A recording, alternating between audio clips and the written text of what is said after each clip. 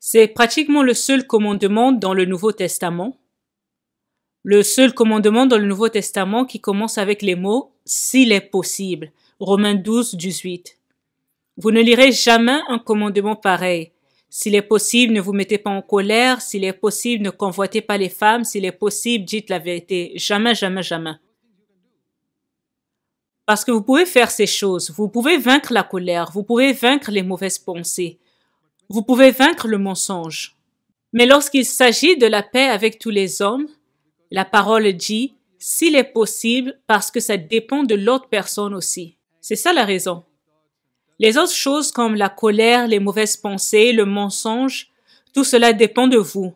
Ça n'a rien à voir avec l'autre personne. Les péchés dépendent de nous, de notre attitude, mais la paix avec tous les hommes dépend est-ce qu'il veut être en paix avec moi. Voilà pourquoi le verset dit « s'il est possible, autant que cela dépend de vous », ça veut dire que de votre côté, vous devez toujours désirer la paix avec tout le monde. Mais si cet homme ne veut pas la paix, vous ne pouvez rien faire. Vous n'allez pas en faire un problème.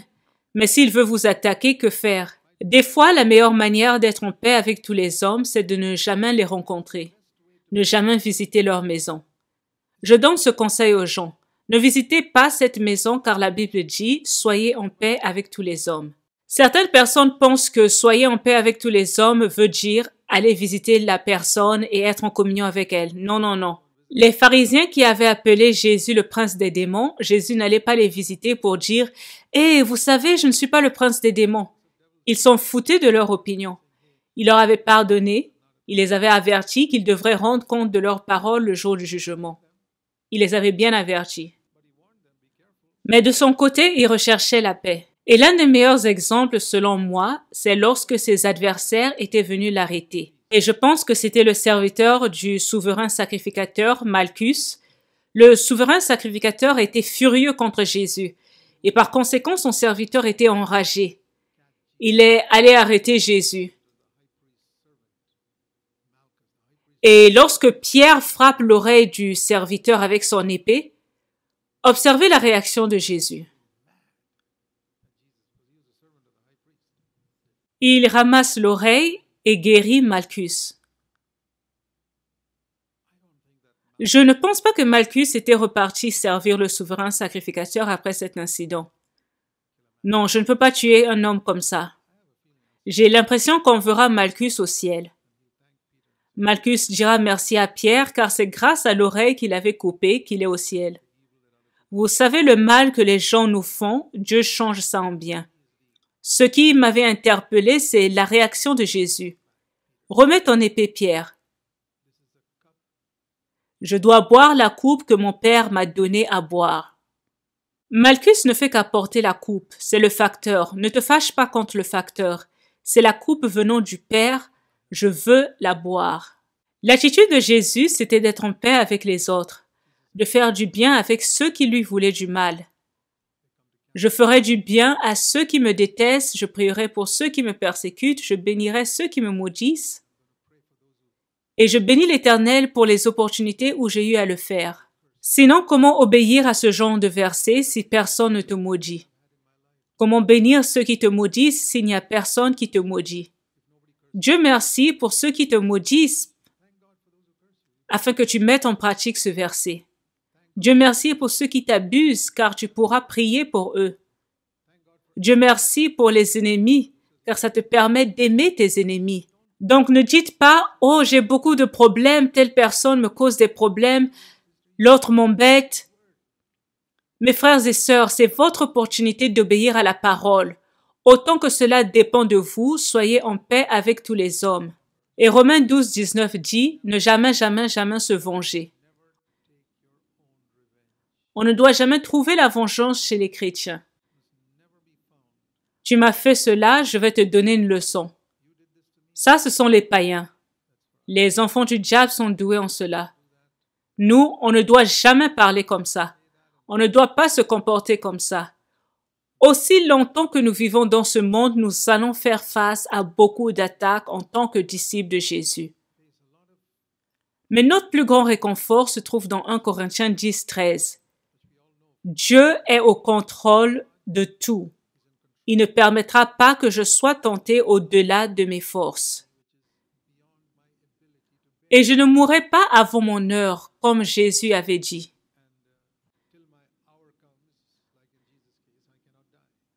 Jésus était mort lorsque son heure était arrivée. Et de même, si vous êtes un vrai disciple de Jésus, vous n'allez pas mourir avant votre heure. Pas du tout. Si on considère aussi Romains 8, 28, alors il n'y a pas de raison de se venger. Cette personne qui m'a fait du mal, Dieu fera tout concourir pour mon bien. C'est comme si on a eu une promotion au boulot. Comment je peux me fâcher contre une personne qui me donne une promotion? Si seulement on pouvait reconnaître la puissance de notre Père céleste. Voilà pourquoi je dis que tout péché vient de l'incrédulité. Quand on ne croit pas que Dieu est au contrôle, on cherche à se venger et on n'arrive pas à être en paix avec tous les hommes. Ne pas se venger ne veut pas dire que rien n'arrivera. Dieu va s'occuper de cette personne, mais vous ne faites rien. À moi la vengeance. Dieu ne dit pas « je donnerai peut-être à chacun ce qu'il mérite ». Non. Je crois en la parole. Est-ce que quelqu'un te fait du mal? Ne te venge pas. Ne lui souhaite pas du mal. Souhaite-lui du bonheur. Prie pour lui, bénis-le. Mais s'il ne se répand pas, Dieu dit qu'il le rétribuera à cause du mal qu'il t'a fait. Et vous ne pouvez pas retenir la main de Dieu pour l'empêcher de le faire. Il rétribuera, c'est sûr. Et je n'essaie pas d'être plus saint que le Saint-Esprit pour dire « Dieu ne le rétribue pas ». Lisons ce que l'apôtre Paul rempli d'esprit dit dans 2 Timothée 4, 14. Il y avait un homme, je ne sais pas de quelle origine il était, je ne sais pas s'il était juif ou un chrétien récidiviste. Son nom était Alexandre. 2 Timothée 4, 14. Alexandre le forgeron m'a fait beaucoup de mal. Et pourtant, Paul était quelqu'un qui avait été fouetté, battu, emprisonné. Donc, ça montre que le mal d'Alexandre était énorme. Pas seulement une fois, mais il m'a fait beaucoup de mal.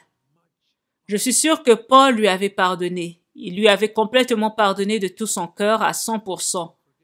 Mais inspiré par le Saint-Esprit, Paul dit « Un jour, Dieu lui rendra selon ses œuvres. » Mais vous dites « Hé, Paul, n'es-tu pas supposé lui pardonner? » Oui, je lui ai pardonné. Mais donc tu ne dois pas te venger.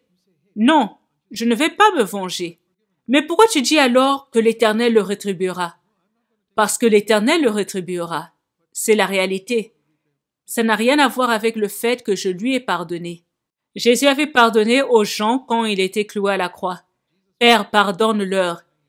Ils étaient pardonnés. Mais l'Éternel devra rétribuer les gens qui ont tué Jésus quand le Seigneur reviendra. Ils seront punis. Ils n'iront pas au ciel parce que Jésus leur a pardonné. Jésus n'avait que pardonné dans le sens horizontal, la partie humaine. Tu me fais du mal, je te pardonne. Mais tu as aussi péché contre Dieu. Si tu veux qu'il te pardonne, il faut te repentir. Ces péchés-là ont 2 dimensions. Hébreux 12, 14. Recherchez la paix avec tous et la sanctification sans laquelle personne ne verra le Seigneur. C'est important de souligner que nous devons avoir une réputation, frères et sœurs, nous devons être connus comme hommes et femmes de paix. Nous ne cherchons pas la bagarre, on ne va pas se chamailler avec le taximan, je ne dis pas qu'il faut tolérer leur escroquerie ou se quereller avec les gens qui conduisent en route. Il y a une manière plus paisible de gérer ces conflits. Nous recherchons la paix et la sanctification sans laquelle personne ne verra le Seigneur. Ma plus grande passion, c'est de voir Jésus un jour, et la parole dit ici, si on veut voir Jésus, on doit rechercher la paix avec tous les hommes et la sanctification. Si quelqu'un ne vous pardonne pas, c'est son problème, mais vous devez vous rassurer d'être en paix. Je dois insister, cela ne veut pas dire que vous devez aller visiter les gens ou communier avec eux, car le pardon est différent de la communion. Jésus avait pardonné à tout le monde, mais il communiait avec peu de gens. Jésus communiait avec très peu de gens sur la terre, cependant il avait pardonné à tout le monde. Et moi aussi, il y a peu de gens avec lesquels je communie. Seulement ceux qui sont complètement dévoués à Jésus, et j'ai pardonné aussi à tout le monde à ce que je sache. Je peux me tenir devant Dieu et dire que ma conscience est claire. Je n'ai rien dans mon cœur, je ne souhaite du mal à personne, même pas à ceux qui m'ont offensé dans ma vie. Je garderai ma conscience claire jusqu'à ce que Jésus vienne. Ce n'est pas parce que je veux voir le Seigneur, mais c'est parce que c'est la bonne chose à faire. À supposer que c'était écrit, vous pouvez voir le Seigneur même si vous n'êtes pas en paix avec tous les hommes. Moi, je voudrais toujours être en paix avec tous les hommes. Je ne le fais pas parce que je veux voir l'Éternel, je le fais parce que c'est la nature de Dieu qui l'a mise en moi. Pardonnez les gens. Laissez-moi vous dire, je ne pardonne pas aux gens afin que Dieu me pardonne. Non, non, non. Je veux que Dieu me pardonne parce que je suis un misérable pécheur. J'ai tellement attristé l'Éternel toute ma vie et parce que le sang de Jésus a coulé pour moi. Voilà pourquoi je demande à Dieu de me pardonner. Ça n'a rien à voir avec pardonner aux autres. Ça, c'est une autre chose. Je veux pardonner aux autres. Mais Dieu a donné cette condition que si nous ne pardonnons pas aux autres, il ne nous pardonnera pas aussi. Donc, c'est très important. Et au verset 15, la parole dit « Veillez à ce que nul ne se prive de la grâce de Dieu ». Il y a beaucoup de chrétiens qui disent que ce verset n'est pas pour les croyants. Ce sont des imposteurs, des insensés qui disent que ce n'est pas pour les croyants. À qui donc s'adresse ce verset? Hébreux 3:1. Frères, considérez l'apôtre et le souverain sacrificateur de la foi Jésus-Christ. Veillez à ce que nul ne se prive de la grâce de Dieu. Est-ce qu'un chrétien peut se priver de la grâce de Dieu? Oui. Sinon, pourquoi écrire une telle exhortation? Veillez à ce qu'aucune racine d'amertume ne pousse. Est-ce qu'une racine d'amertume peut pousser dans votre cœur? Répondez-moi. Dites-moi selon votre expérience dans le passé. Est-ce que l'amertume n'a pas poussé dans votre cœur même après être né de nouveau? Pouvez-vous refuter cette vérité? Qui n'a jamais eu d'amertume? Rassurez-vous qu'après s'être débarrassé de l'amertume que vous aviez envers quelqu'un, peut-être votre belle-mère ou votre voisin ou votre membre de famille qui avait volé vos biens, rassurez-vous à ce qu'aucune racine d'amertume ne pousse des rejetons dans votre cœur. Demandez à Dieu de vous montrer s'il y a une racine. Je me souviens d'avoir une fois demandé à Dieu et j'avais découvert qu'il y avait une racine. J'avais pardonné à quelqu'un, je lui avais pardonné complètement et j'avais dit « Seigneur, je lui ai pardonné ». Mais lorsque j'avais appris que quelque chose de mauvais lui était arrivé, j'étais content. J'étais très content. J'avais dit « Ah, Dieu l'a jugé ». Et l'Éternel m'a dit « Tu ne lui as pas pardonné de tout ton cœur ». J'ai dit « Merci Seigneur, maintenant je lui pardonne de tout mon cœur ». Ce que Dieu va faire avec cette personne ne me regarde pas. Je ne suis pas Dieu, c'est Dieu qui juge. Dieu résiste aux orgueilleux. Dieu résiste aux orgueilleux ici sur terre. Il leur résistera aussi dans l'éternité. Mon devoir à moi est de pardonner. Pardonner du profond du cœur. Et maintenant, j'ai découvert que lorsque je pardonne à quelqu'un, je dois aussi sincèrement dire « Seigneur, je souhaite du bien à cette personne. Je lui veux du bien et non du mal. » Je sais que vous m'avez déjà entendu dire ça. Mais est-ce que ça marche dans votre vie? Je sais que vous allez dire « Frère Zach, on a déjà entendu ça. » Je sais. Et vous allez continuer à m'entendre dire ça 100 fois jusqu'à ce qu'il n'y ait plus d'amertume dans votre vie, que vous ne souhaitiez plus du mal aux autres, mais du bien.